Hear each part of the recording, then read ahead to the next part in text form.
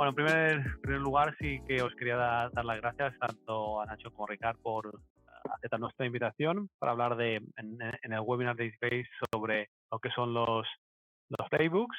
Pero antes de nada, sí que me gustaría introducir a nuestros dos invitados que tenemos.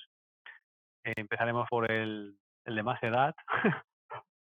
Ricard Casas, entrenador profesional de baloncesto, ha entrenado en innumerables equipos de la Liga CB, a un totamundos también del baloncesto, ha estado en diferentes países, a máximo nivel, selección española también, y ante todo para mí es un maestro y un gran conocedor del baloncesto nacional e internacional. Y agradezco que haya estado aquí. Contaré algunas anécdotas suyas que no sabe, bueno, algunas de ellas sí que sabe que no sé y otras que no sabe, pero sobre todo aprenderemos un poco de dos maestros como son Nacho y Ricard en el día de hoy. Y Nacho, ¿qué decir de él? Jugador formado en una de las mejores canteras del mundo, diríamos, no diríamos, sino sin ningún tipo de dudas, con gran cantidad de jugadores que han jugado en diferentes equipos, tanto nacionales, internacionales y en la NBA. Y sobre todo ese perfil de jugador que cuando yo me dedicaba al mundo del baloncesto, pues que te gusta, que además de jugador también tiene otros tipos de inquietudes que iremos descubriendo en el día de hoy y que además de una excelente y gran trayectoria a nivel profesional, también descubriremos otras peculiaridades de su día a día que, que también serán interesantes. ¿Vale? Está también con nosotros Carlos, Cedre está de nuestro Get Up Growth, y yo mismo que soy Sunil Bardwaj, CEO de EasyPace, y que seré el conductor de este webinar. El motivo de este webinar es el Playbook. ¿Vale? ¿Por qué el Playbook? ¿Vale? Ahora os lo explicaré, pero antes de todo me gustaría dar la bienvenida y que saluden a nuestros asistentes, tanto Nacho como Ricardo. Buenas tardes. Buenas tardes. Encantado de estar aquí, un placer. Bienvenidos. Bueno, por definición y analogía del mundo del deporte, el playbook se ha ido utilizando básicamente en diferentes deportes, generalmente deporte de equipo, pero en otros deportes individuales también. Es donde está, entre comillas, todo el libro de jugadas, donde se van a desarrollar la estrategia, la táctica colectiva de un equipo y con diferentes jugadas. Pero creo que tanto Ricard como Nacho tienen mucha más experiencia que yo en este ámbito, y me gustaría que, Ricard, ¿qué es para ti el playbook para un entrenador? En el playbook, ¿qué es el playbook realmente? Explícanos para que los demás lo entendamos. Bueno, para mí es una herramienta de trabajo. Una herramienta de trabajo no por ser una herramienta, sino por la posibilidad de facilitarnos cosas útiles. Entonces, yo pensando un poco en el meeting de hoy, he anotado para mí las 5 cosas, no me voy a extender, por las que podrían ser útiles. Claro, una cosa, 2 cosas en baloncesto cambian poco. Tener una herramienta que pueda llegar a 4 o 5 cosas, pues sí que creo que es una herramienta para poder usar, ¿no? Por este motivo. La primera sería porque te genera una exigencia fuera del entrenador. El entrenador no es el único personaje que tiene que exigir. Si yo doy un playbook a un jugador, le genero una responsabilidad a él, le doy una información, un trabajo, y esta responsabilidad le tiene que llevar a una exigencia suya, que es lo que a mí me interesa. No solo ponerla yo la exigencia, sino que también la ponga él. En esta responsabilidad, él tiene que poner una exigencia sobre la que yo puedo exigir en un momento determinado porque yo tiene esta información. Creo que esta es una razón importante. La segunda, creo que elimina dudas. Es una inversión de tiempo, en este caso no de un jugador, sino de un grupo de trabajo, que es una buena inversión porque puede eliminar dudas o puede eliminar comunicación o conversación entre entrenador y jugador no realmente necesaria.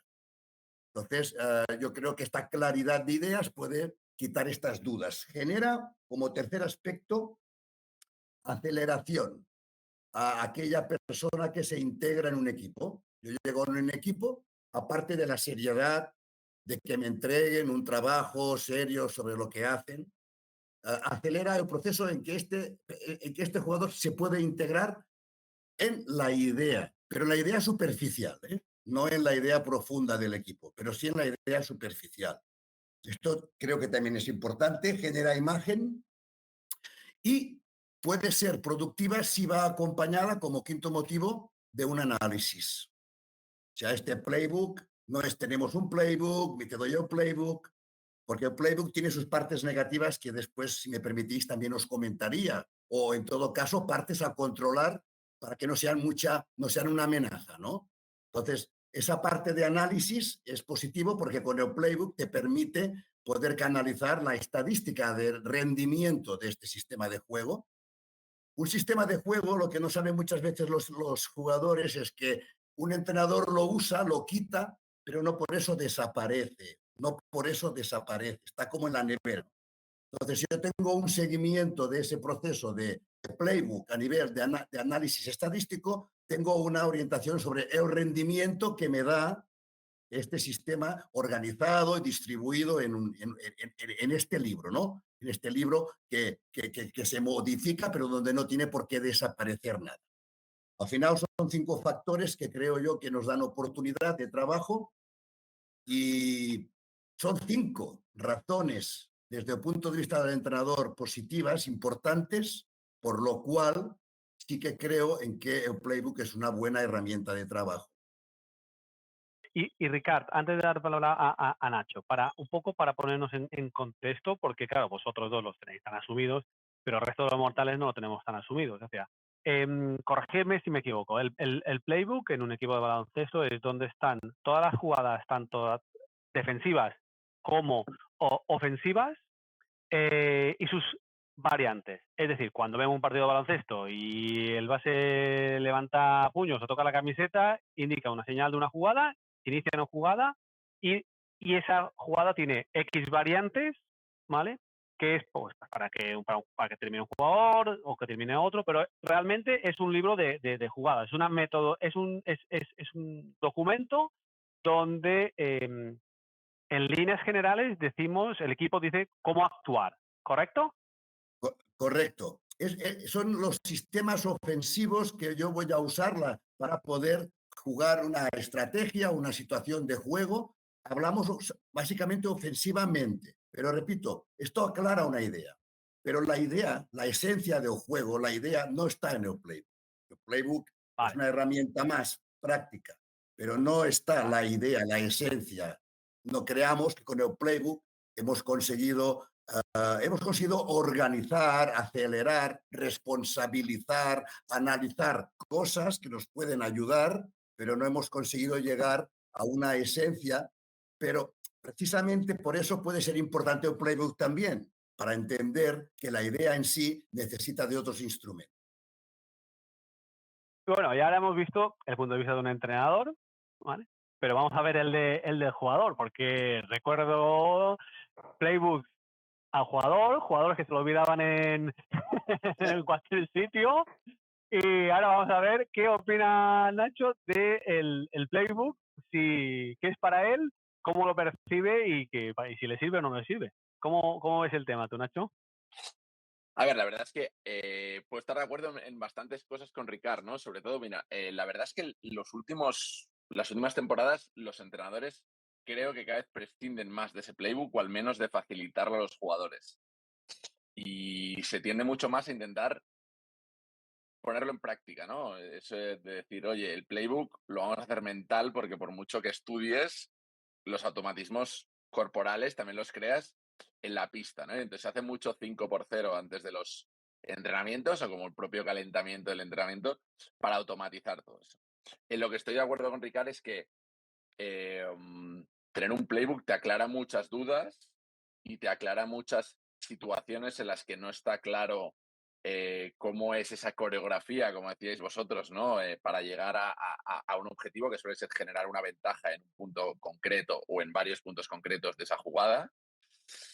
y aclara muchas dudas. Por otro lado, el playbook, donde sí se utiliza mucho, es muy útil, es con la selección, por ejemplo, ¿no? O sea, sobre todo estas ventanas de selección que se hacen durante el año, en que de repente en una semana tienes que juntar a 16 tíos que no juegan juntos, que juegan en diferentes equipos. Tienes realmente 3 días para entrenar y de repente has de jugar 2 partidos, ¿no? Y tienes que ir todos a lo mismo. Y eso es muy difícil. Entonces, allí es donde se ha utilizado más el playbook, de decir, oye, tomar eso 3 días antes de venir, estudiarlo hasta el infinitez y luego así reducimos horas de 5 por 0 en la pista porque no hay tantas horas como para. Y entonces vuelvo un poquito a lo que decía Ricard también. El playbook va muy bien para saber la teoría, digamos, o sea, la teoría de cómo tienen que ser estas coreografías, pero lo importante, como decía Ricard, es la esencia, es la práctica. Al final tú puedes hacer la misma jugada, porque hay muchas jugadas que las utilizan pues la mitad de la liga, pero todo está en cómo hagas esa jugada, ¿no? Cómo, en qué velocidad lo hagas, dónde pongas una finta, dónde pongas un buen bloqueo, dónde pongas una lectura de la defensa, dónde pongas un buen pase. Y toda esa ejecución al final, que es la esencia, es lo que va a determinar pues el éxito o el fracaso de cada jugada. Entonces, podríamos decir que el playbook ayuda a la integración, o sea, acelera la integración y responsabiliza y intenta llevar una responsabilización global. Es decir, Nacho, ¿tú crees que acelera el conocimiento del grupo de hacia dónde se quiere ir?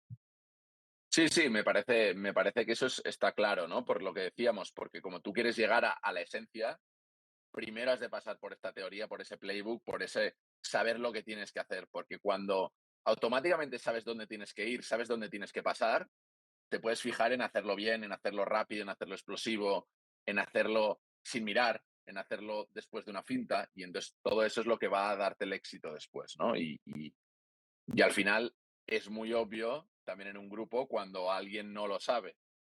Y entonces ese playbook dice, ostras, ponte al día, ¿no? Haz los deberes, llévate el playbook a casa, estúdiatelo y vuelve con la lección aprendida. Nosotros estamos intentando hacer el símil entre el playbook del mundo del deporte al playbook en las tecnológicas, ¿vale? Una startup o en un negocio que empieza o en una franquicia, es decir, mm, intentar tener las metodologías claras en todos los procesos. Entonces, de ahí viene esa analogía. Y, pero bueno, nosotros en EasyPay sí que tenemos un playbook y ese playbook sí que coincido con vosotros en que nos ayuda a acelerar integraciones cuando estamos contratando a gente, que eso nos permite escalar de una forma rápida y continua sobre una base. Y contigo, Ricard, sobre una base, luego es decir, que todo el mundo entre con unos conocimientos mínimos y me gusta que haya también ese símil. Y luego, una pregunta del tema del playbook. Cuando realmente, Ricard, para ti, si tuvieras que definir el motivo principal, el único, no el único, sino el más importante del por qué un entrenador entrega un playbook, o no lo entrega, pero se basa en un playbook para sus jugadores, ¿cuál sería? Has dicho 5 cosas, pero realmente, qué es lo que tú crees que es lo más importante realmente de hacer un playbook? He dicho 5, pero me quedan 2. O sea, cualquier instrumento no puede ser metálico. O sea, esto es un instrumento de trabajo metodológico. Hay equipos de baloncesto que tienen más intelectualidad que otros. Tú juegas en un equipo de alto nivel, pones una jugada, la cambias, pones otra, al día siguiente se acuerda. Y yo estoy allí y digo, pero esta es la que puse.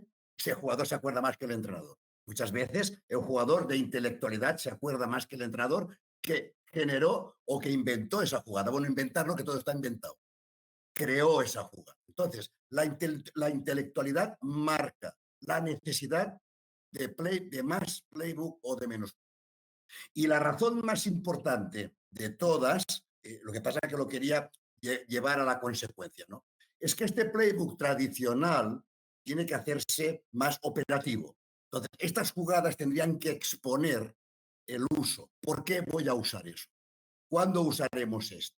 ¿En qué momento de partido? Cuando las cosas vayan mal. Entonces, si a un jugador le explicas ese playbook como un cuento real de partido, de situación, eso sí que le puede dar un razonamiento que le interesa. Al final, el jugador de baloncesto, el funcionario de una empresa, le tienes que captar un interés. Le tienes que captar un interés. Si tú captas el interés de este jugador en que esto que va a leer, que no va a tener 40 folios, cuidado, cuidado, que va a tener los folios que tocan. Yo digo, espera, que cuando al final del partido que estamos perdiendo, hemos de jugar más la 2 porque es más sencilla, no hay riesgo de pase y la juega Pedro. Entonces, estas cosas operativas, esas cosas interesantes, sí que pueden hacer que este jugador vaya al playbook para información.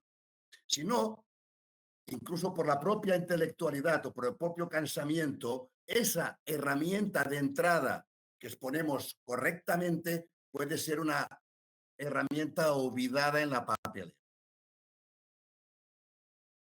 Y O sea, Nacho, ¿tú ¿por qué cómo, sería la razón más importante, Sunil? Que sepa, esto lo hacemos para esto y esta va a servir para esto.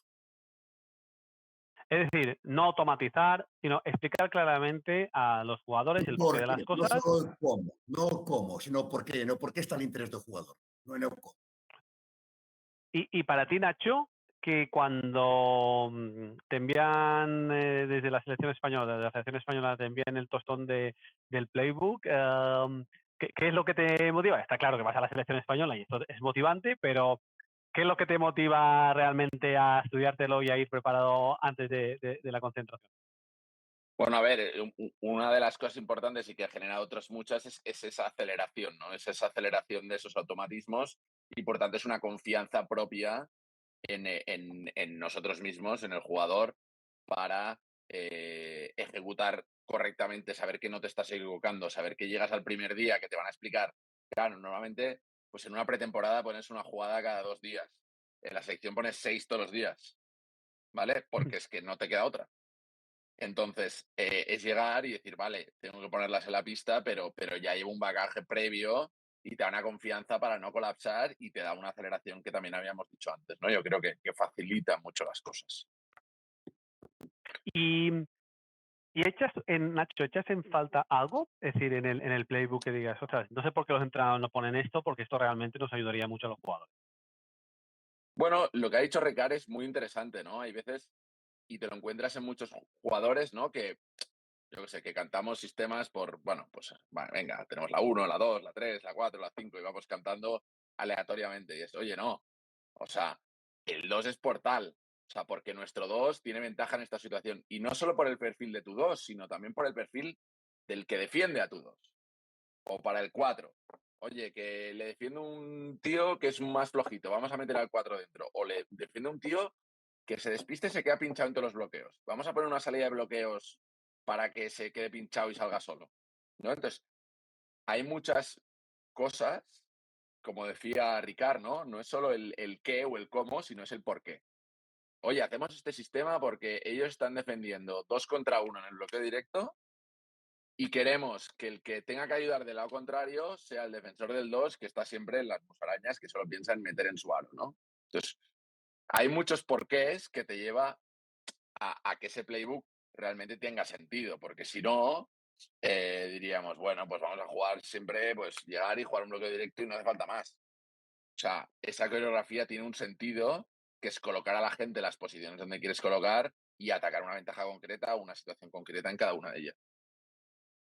Muy, muy interesante de los dos puntos de vista, desde que un entrenador diga, que es decir, el por qué y el cómo también, y que un jugador también entienda que esa parte es importante y que le ayuda también a esforzarse a aprender ese playbook. Y una pregunta, Ricard, ¿el playbook qué es? ¿Un elemento vivo o un elemento que una vez que está hecho dura toda la temporada? No, es un elemento vivo. O sea, un entrenador tiene que intentar, a ver, yo tomo una decisión. ¿Por qué juego un sistema? Yo no puedo jugar un sistema porque me guste o porque lo he hecho toda la vida. El sistema tiene que tener unas necesidades. Me va a ayudar a atacar hombre, me puede servir para zona. Es bueno cuando queremos jugar desde talentos, desde generar juego. Y yo qué sé, y a lo mejor cuando quedan pocos segundos también nos sirve. Son 4 cosas. Entonces, este sistema tiene una vida propia. Por eso lo voy a decidir hacer. Y por eso lo incluyo en el playbook. no 40, claro, la selección de un contenido de un play, donde el jugador tiene que entender su interés, pero donde el sistema tiene una vida. O sea, hay que estructurar un poco ese sistema cerrado de playbook, libros, sistema, números, gráficos, análisis. Si le buscamos esa vida a ese sistema que tuvo 4 grandes motivos para vivir y ahora lo elijo porque este es lo que me gusta o porque es lo que me ha ido bien toda la vida, estas 4 cosas. Entonces, bueno, y si un día resulta que por análisis no me sirve, bueno, oye, yo me puedo equivocar o puedo buscar sistemas mejores, pero no tiene por qué desaparecer, porque en otro momento nos puede dar rentabilidad, porque puede haber otra situación, decía Nacho, un trap. ¿Qué voy a hacer? ¿Un sistema nuevo que sumara una página más de Playbook? ¿O voy a recuperar este sistema que está en la nevera, que me va a servir? ¿Os acordáis de la 4? Pues nos va a ir muy bien ahora para cuando esto pase. Con lo cual rentabilizas un automatismo en el que hiciste muchas horas de 5x0, 5x0, lo recuperas y ese tiempo de rentabilidad, pues bueno, te viene en beneficio. Porque los entrenadores tenemos, tenemos, o sea, erramos a veces en hacer muchas situaciones que luego usamos poco o que las hacemos desaparecer sencillamente. Y si sumas el tiempo que hiciste en este 5x0, has desentrenado posiblemente más de 1 hora o de 1 hora y media. Entonces, cuidado con las herramientas sistémicas si no las dotamos de interés y no las dotamos de cierta vida personal. Buen punto. Es decir, que sea un elemento vivo y que se le alimente de una forma continua. Entonces, una pregunta a los dos que os vamos a hacer y que me gustaría que nos aportarais vuestros conocimientos para que mejoráramos los procesos, ¿vale? Particularmente en casi todos los proyectos que he estado, en los últimos 7 o 8 años hemos tenido un playbook, ¿vale? Entonces, os hablo del reciente que tenemos en EasyBase. Nosotros lo hemos adaptado un poco al sector, lógicamente, y a una tecnológica que es una startup, un entorno de incertidumbre, con rápidos crecimientos, tanto en métricas de negocio como en métricas de gente trabajando. Es decir, hay un momento que vamos a tener que incorporar 20 personas de golpe o 30, entonces hay que tener los cimientos preparados para poder llegar a ese. Entonces, nosotros lo que hemos hecho es un playbook en donde cada nueva persona que se incorpora a EasyPace tiene todo el proceso, es decir, el día bienvenido, día 1, este es tu tutor, ese tutor le hace el onboarding y el onboarding es desde creación de un correo, estas son nuestras herramientas, día 1, esto es tu trabajo. Primera semana, eso es tu trabajo, tus lecturas.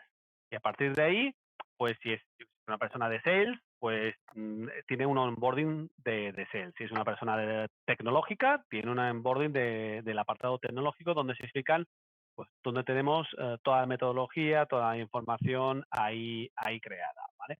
Al finalizar el proceso, lo que hacemos es, no es un examen, pero sí que utilizamos una herramienta que nos permite hacer preguntas para un poco confirmar que han leído el playbook y que ese acceso a la información y esa integración al equipo sea bueno. Y una vez al mes, los responsables de cada área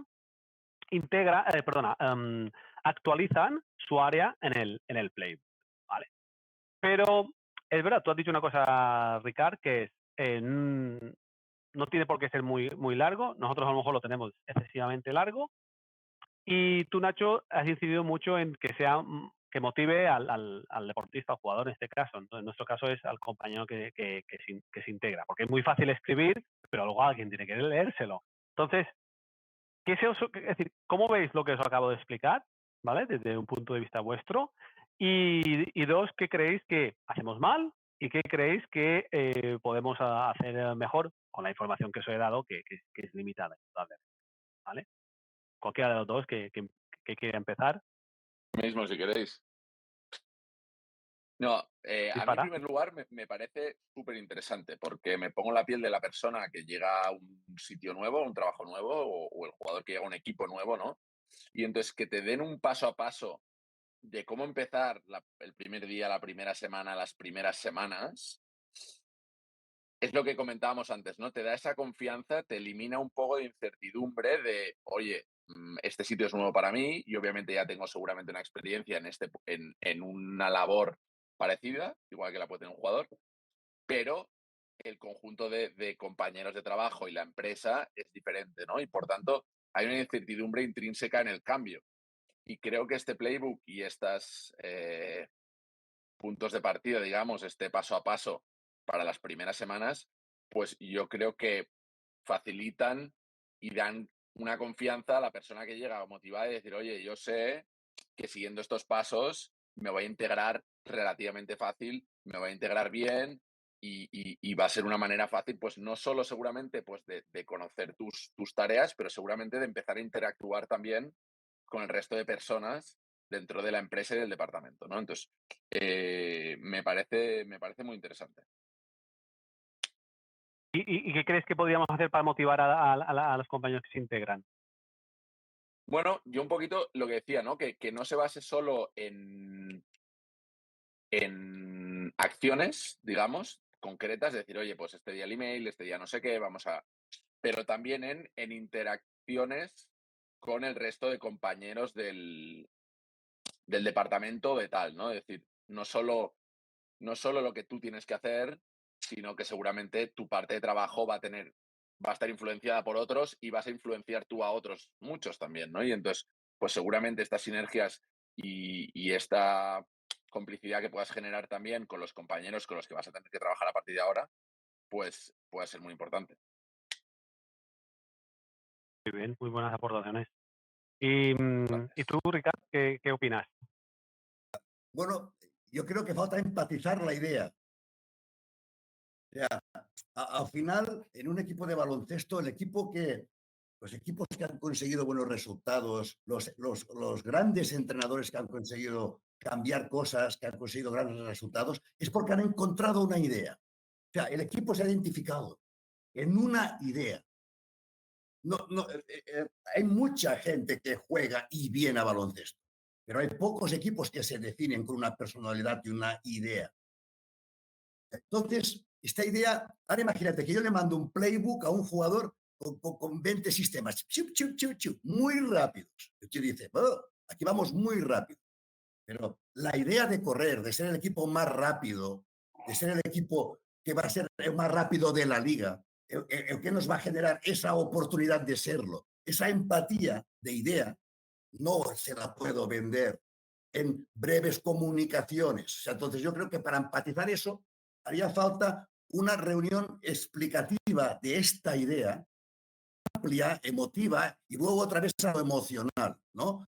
Entonces, un equipo de baloncesto, un grupo de trabajadores, somos gente normal, con nuestras cosas buenas, pero todo es lo mismo. Entonces necesitamos empatizar y no estructurarnos cada vez más en sistemas correctamente operativos, pero demasiado operativos.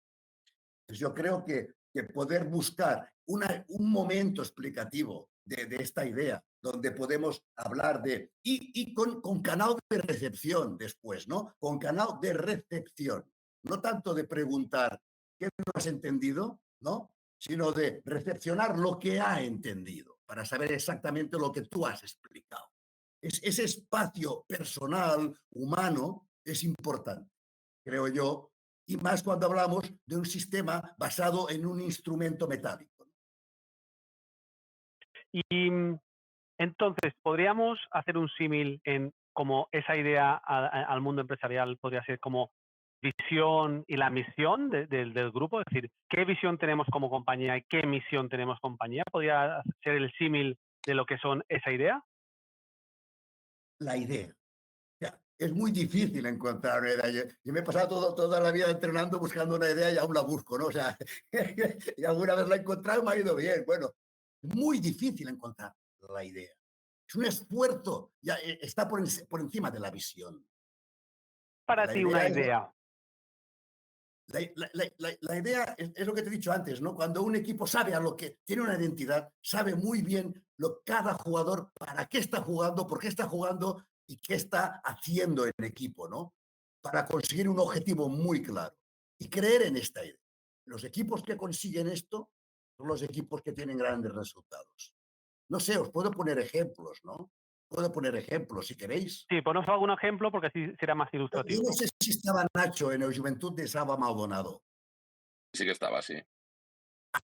Jugaban a 3 puntos, jugaban a triples, a meter. Esta era la idea.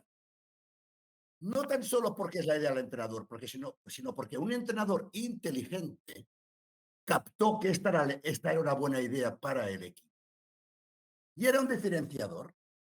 Yo 5 tiraba, yo 4 tiraba, todos los jugadores tiraban y Nacho sabía muy bien dentro de este esquema qué hacer, porque iba a un rebote ofensivo antes de que este jugador hubiera tirado. Entonces, todo se une de tal manera que la idea emotiva de unión, este entrenador la encontró con este equipo. Y evidentemente este equipo hizo una gran temporada. Por poner un ejemplo y no desmerecer otros muchos ejemplos de otros grandes entrenadores, pero que no hay cada día 14 o 15 equipos jugando con una idea. Y el diferenciador en ese mundo tan competitivo de los equipos que van a hacer más de lo que son, o de los equipos que tienen que ganar o que va a ganar, está apoyado más en una idea que no en lo bien que juega. Entendido. No, me parece muy bien, muy enfocado al concepto de la idea, me parece un tema muy interesante.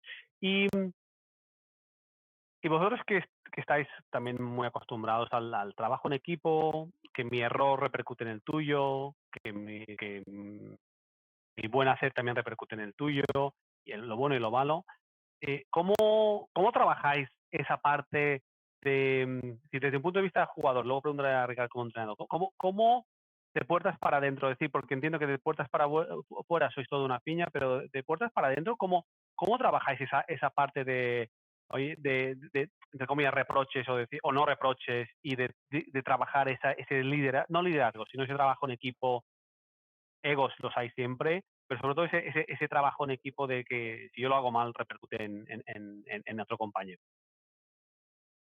Nacho, Bueno, es interesante, ¿no? O sea, yo creo que al final en todos los ejemplos volvemos a una parte clara, que es la parte persona, ¿no? La parte eh, individual, ¿no? Y en este caso, me parece muy interesante y muy importante el tema del feedback, ¿no? De decir, oye,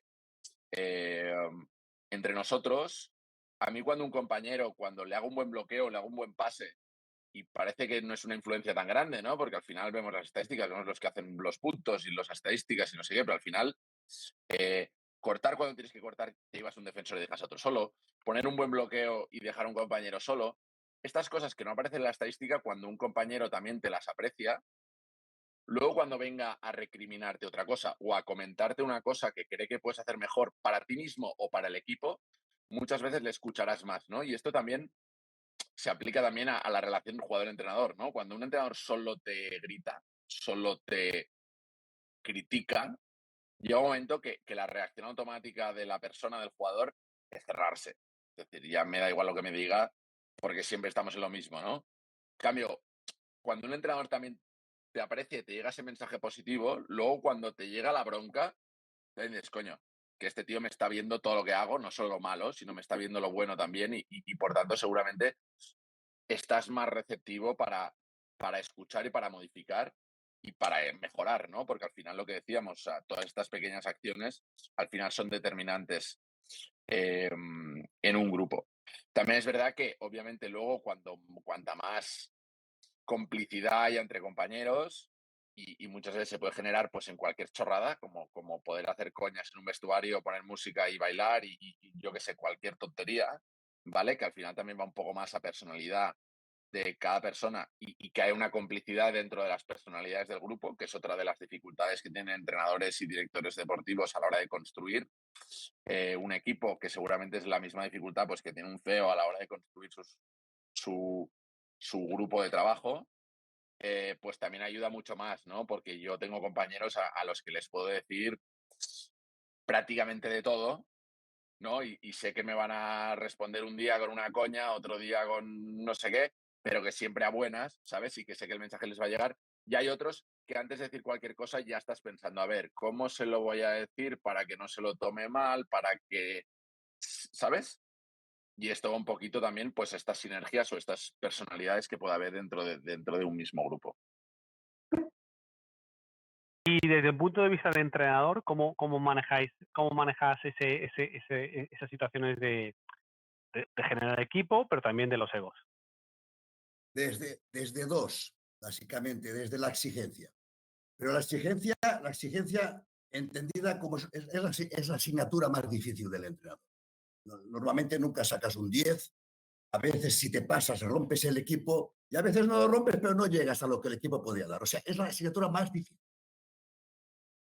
Es tan difícil que tienes que mirar el concepto que te he dicho antes. No solo la exigencia la tiene que poner el entrenador, tiene que buscar maneras de generar exigencias en los jugadores para aprobar un poco más la asignatura. Porque por mí es solo difícil llegar a un punto óptimo. Entonces, a veces rompes y no rompes, mejor no romper, pero no llegas. Y la comunicación. Y la La, comunicación. la Comunicación siempre es comunicación base. sí, la comunicación no es una manera de llevar un proceso de trabajo. La comunicación es una manera de entrenar. Es un contenido más del entrenamiento. ¿Qué pasa? Que el jugador corre y el entrenador para. Y el entrenador dice, coño, ¿por qué para tanto este entrenador? ¿Vale? Si el jugador supiera, en el caso de que este entrenador lo hiciera con esa conciencia, de que cuando está escuchando es lo mismo que cuando está tirando,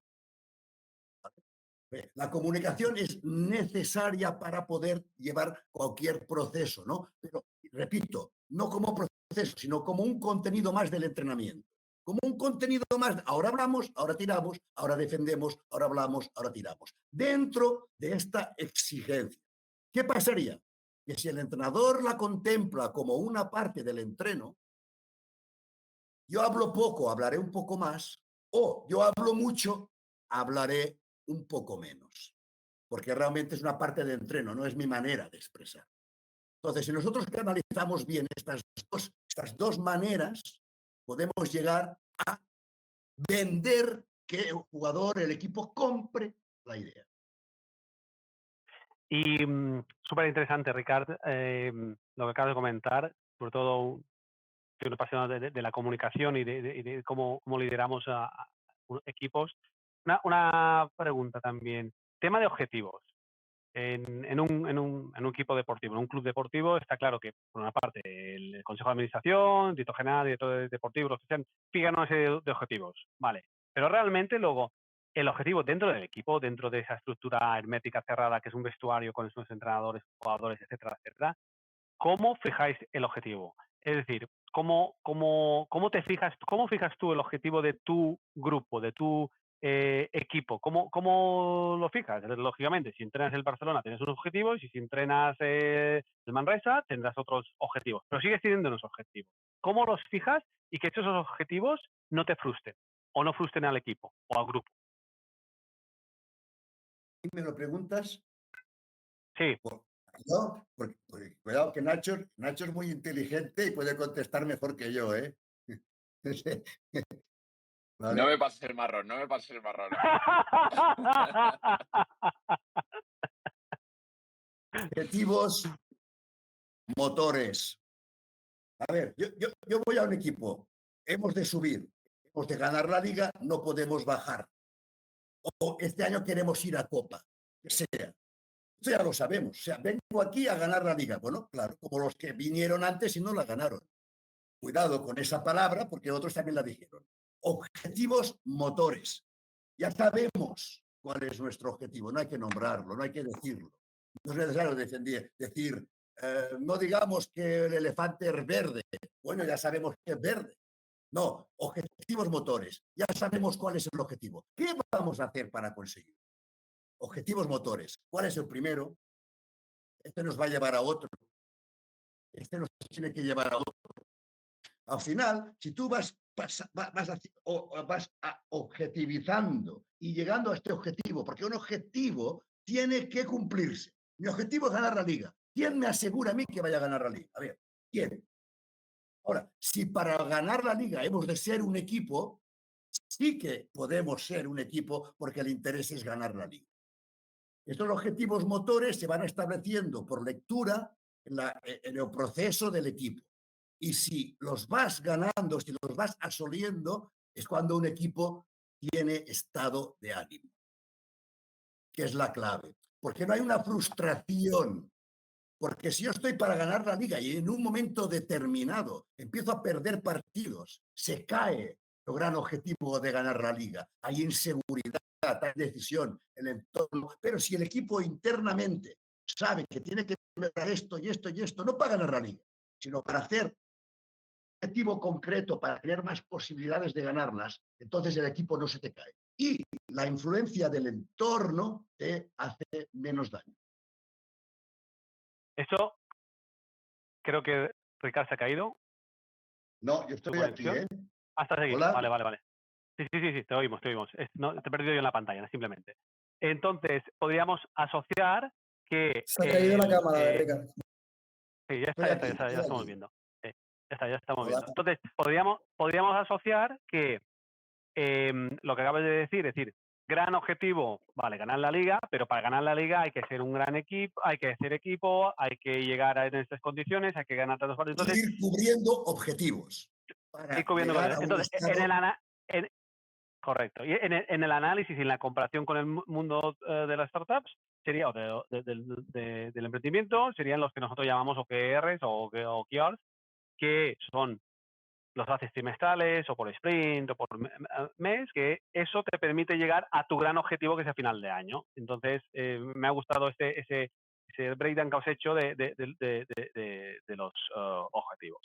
Y Nacho, una pregunta. ¿Cómo encajáis los jugadores cuando tenéis una racha de 3, de 4, de 5, X partidos que se pierden, que teóricamente no se tendrían que perder? Es decir, ¿y cómo recuperáis anímicamente de esa situación de, ya sé, no aguantes ganando, porque es obvio, pero ¿cómo intentáis esas dinámicas de los jugadores? Los entrenadores hacen otras, pero los jugadores, ¿qué dinámicas hacéis para recuperar ese estado de ánimo positivo o adecuado para poder afrontar el siguiente partido?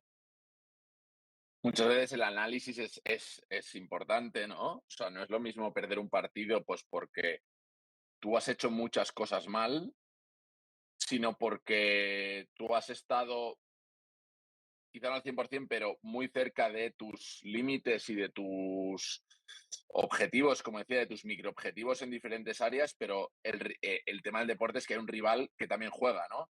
Y hay veces que ganas siendo tú jugando mal, pero es que el rival ha estado peor, y hay veces que juegas bien y es que el rival ha estado mejor, ¿no? Entonces, el análisis es uno de los pasos, luego el entrenamiento es otro. O sea, hay entrenamientos que ya estás, o al menos a mí me pasa, cabreado a medio entreno porque estás entrenando como fatal, individual o colectivamente.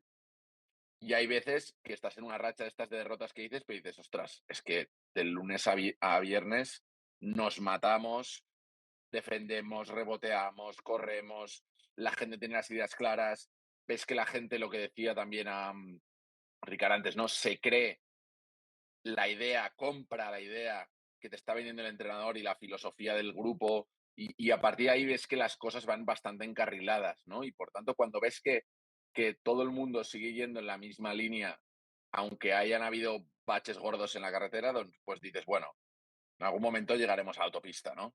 El problema es cuando el coche pierde una rueda que se va para la derecha, pierde una puerta que se va para la izquierda, y entonces ya lo de avanzar ya se hace un poco más complicado. Entonces, a partir de ahí, pues primero hay que volver a ensamblar ese coche, ¿no? Volver a ponerlo todo en la misma línea, volver a juntar todo el mundo con una misma dirección, y a partir de ahí, pues intentar lo que decíamos, ¿no? Recuperar esa confianza y recuperar ese ánimo para volver a ganar. Que al final el problema del deporte es que es es muy resultadista, ¿no? Muchas veces un punto arriba o abajo, que es una canasta que puedo meter 9 de cada 10, pero te toca la que fallas y pierdes. Y el trabajo Correcto. puede haber sido excelente. Y el mismo partido la metes y eres la bomba, ¿no? Entonces, claro, gracias a Dios, creo, el mundo empresarial no hay tan blanco y negro, sino que hay muchísimos más grises. Y eso, pues Totalmente. seguramente hace que los estados de ánimo no sean tan cambiantes. Sí, sí. Es decir, en un entorno a lo mejor de startups que es más de incertidumbre continua, que vives una incertidumbre, que hoy es blanco, mañana es negro, sí, pero cuando ya tienes una empresa más consolidada, con más recorrido, pues ya no. En los estados iniciales de una startup estás buscando tu product market fit, estás con incertidumbre de mi idea, el mercado lo va a coger o no.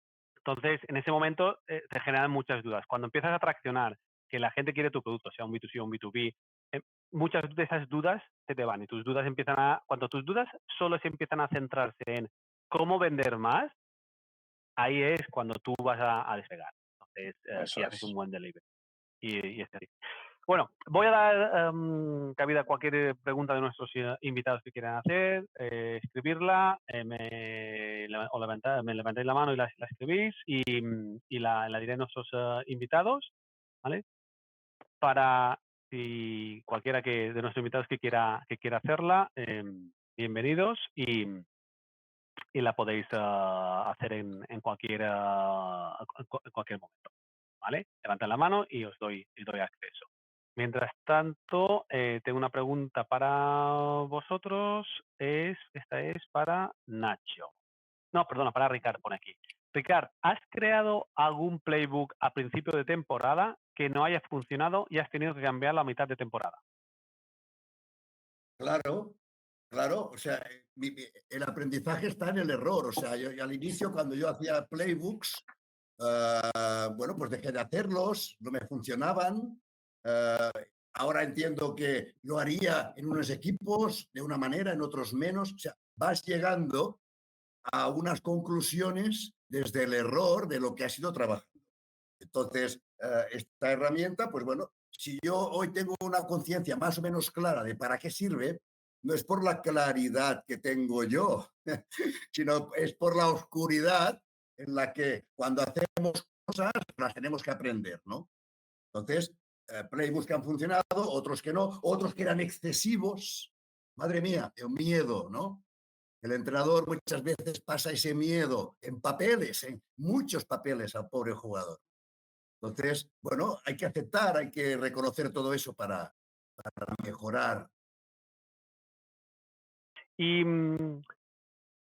y ahora un poco ya centramos, ya vamos a la última fase del webinar, sí que me gustaría un poco que me explicarais. Ya sabemos que Ricardo es entrenador, Nacho es jugador profesional, pero sí que me gustaría que cada uno me dijera que fuera yo sé que Ricard, tú ahora estás desarrollando la Academia Ricard Casas.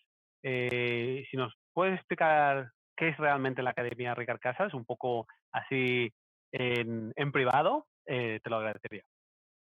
Sí, bueno, no es bueno, la palabra academia es un poco la idea en que yo entiendo baloncesto. Y ¿me oís o estoy fuera? Sí, sí, Te te oímos oímos. perfectamente. Vale, básicamente yo quiero aportar las cosas que creo que un entrenador necesita. Creo que estamos en un mundo tan competitivo, vosotros lo sabéis mejor que yo, donde todo se basa en el conocimiento. Y ese conocimiento es el que se vende, muy bien vendido, y el que se compra por miedo, muy bien comprado. Entonces yo intento, bueno, pues aleccionar una serie de asignaturas que en este caso creo que aceleran el proceso del entrenador en el sentido de cómo llevar al jugador lo que yo sé.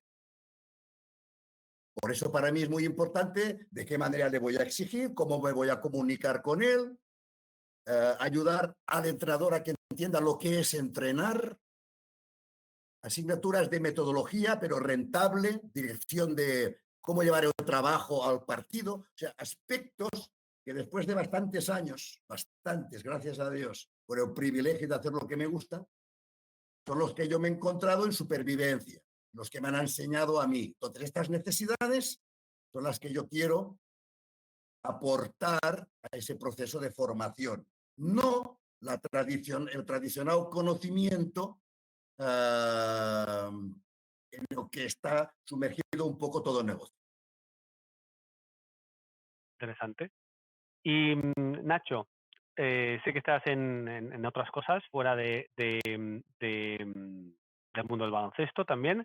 Y si quieres compartir con nosotros un poco también para que también nuestros oyentes vean un poco la otra parte de la moneda, de jugadores profesionales de un deporte, en este caso de baloncesto, que también tienen otro tipo de inquietudes y no solo las que podamos ver por la televisión, etcétera.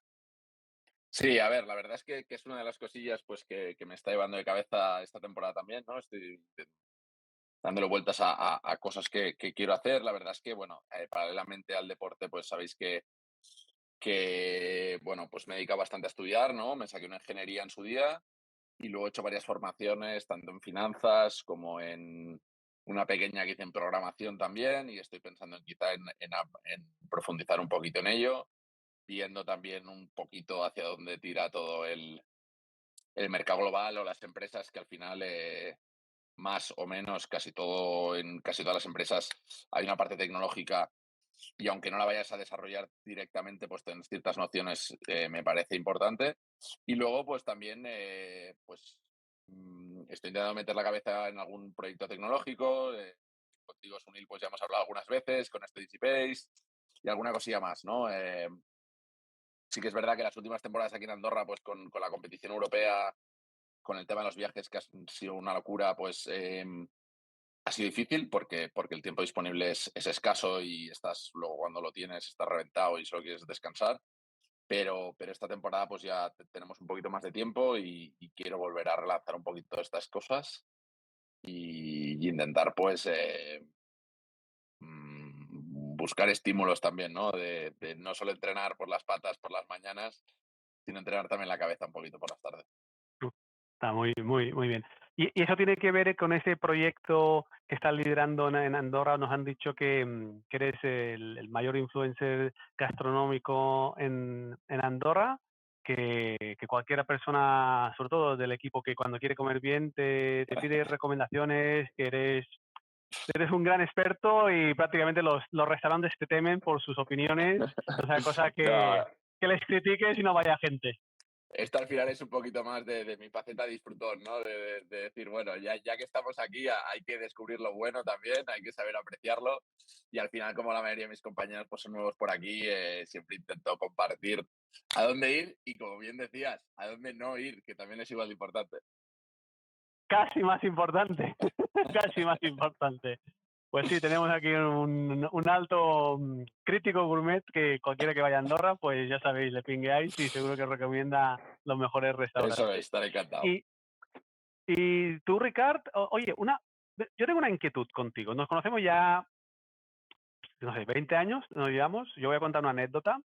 Yo estaba de Més, editor general en més, un club, sí, pues 25 ya. 20, pot Yo ser. estaba, yo era mi primera experiencia profesional con 21 o 22 años. No, más no, porque si no tendría 15. Entonces, mi primera experiencia profesional, recién terminado de carrera con 21 años, ficho por un equipo de la segunda división del baloncesto y quiero fichar a Ricard Casas. Hablo con él y él, al final, bueno, empatizamos y me dice, mira, es que tengo un problema. Digo, no puedo fichar contigo porque he dado la palabra a otro club que era de la tercera a la cuarta división. Y yo le digo, bueno, da igual, pero de la tercera a la cuarta, digo, vente con nosotros. Y me dice, no, yo mi palabra, no tengo contrato firmado, pero mi palabra es mi palabra. Para mí esta es un aprendizaje que tuve hace muchos años, de que la palabra es la palabra y tú puedes hacer las cosas mal, bien, pero si no las haces bien desde el principio, seguro que si las haces mal desde el principio, bien no van a salir. Y el nivel de palabra y de exigencia ahí para mí pues me marcó y tuve la suerte de muchos años después de poder volver a trabajar con Ricard. Pero esa parte a mí me marcó a nivel humano y a nivel de persona y creo que pocas veces te lo digo, Ricard, pero es así y creo que eres una persona de mucha palabra. Pero también tienes, es decir, tú eres un tío súper ordenado, súper aplicado en tu trabajo, súper metódico, no dejas nada al azar, lo controlas todo. Pero ¿cómo es posible que te vayas al cine con tu coche, te vayas a casa y al día siguiente no sepas dónde has dejado el coche. Y lo has dejado ahí. A ver, cuéntanos esto que yo no daba crédito y cuéntame esto porque me parece como una cosa surrealista. Bueno, eso me pasaba bastante, no solo, o sea, me pasaba bastantes veces. Soy muy despistado, pero como decíamos antes, ¿no? ¿Le buscamos la amenaza o le buscamos la oportunidad? Claro, yo ahora tengo niñas. Entonces, ¿cuántas veces me viene a la cabeza? Cuidado, no te dejes la niña en el coche. Entonces, el coche no solo sé dónde tengo el coche, sino que a más nunca voy a dejar a mi niña en el coche.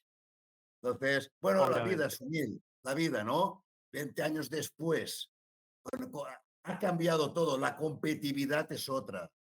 ¿Qué haría Ricard Casa si ahora estuviera en un equipo de cuarta y viniera un equipo de segunda?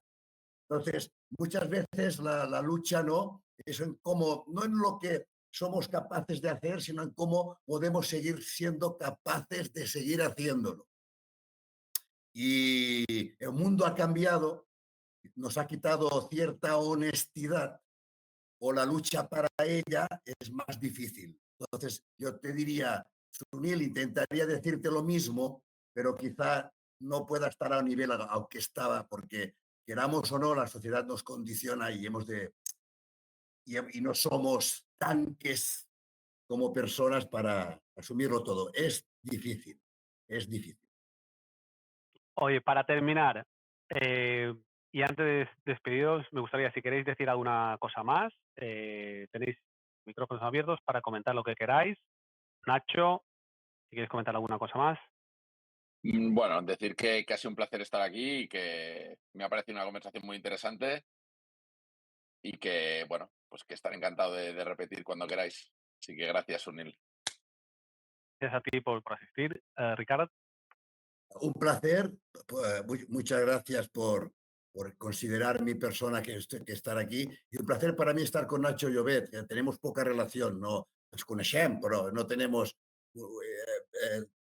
tenemos un amigo personal muy importante que es Paco Vázquez, al que le vas a dar recuerdos, por favor. Se los doy mañana.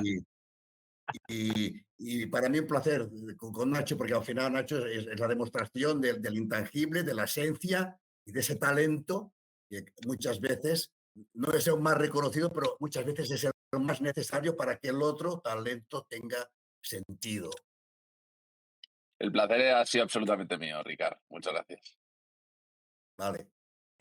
Hablando de placeres, ha sido un súper placer teneros a los dos. Sabía que iba a ser un webinar, una charla increíble. Ha sido más de lo que yo pensaba. Os agradezco que habéis trasladado vuestro conocimiento, que seguro que a muchos emprendedores nos va a servir. Vamos a compartirlo con la mayor cantidad de gente posible, porque al final, si de lo que se trata aquí es de compartir conocimientos y que nosotros aprendamos de los que ya sabéis más y que podamos implementarlos cada uno en nosotros. Lo repito, muchas gracias, de verdad. Gracias a los dos y ha sido un súper placer teneros en nuestro webinar de EasyPay. Gracias. A ti, Sunil, gracias. Adiós.